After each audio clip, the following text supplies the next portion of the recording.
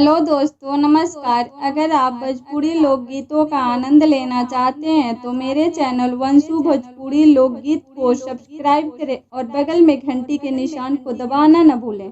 मिलजुली गावे के बधैया बधैया गाम सोहर हो। आजो कृष्ण के हुई है जन्मावा जगत गाई सोहर हो। आजो कृष्ण के हुई है जन्मावा जगत गाई सोहर हो।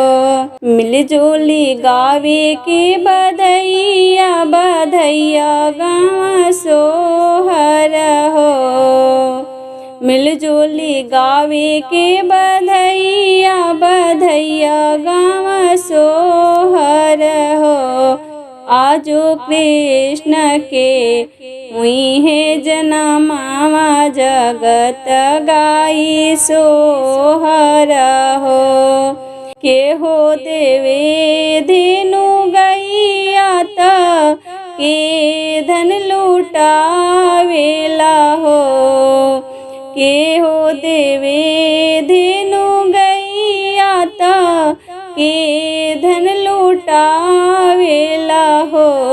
ललना कहाँवा में बजला बधैया महल उठे सोहर हो। ललना कहाँवा में बजला बधैया महल उठे सोहर हो। नंद बाबा देवे धेनु गैया नंद बाबा देवे धेनु गैया लुटावे धनिया सोदा मैया हो। ललना गोकुल में बजला बधैया महल उठे सोहर हो।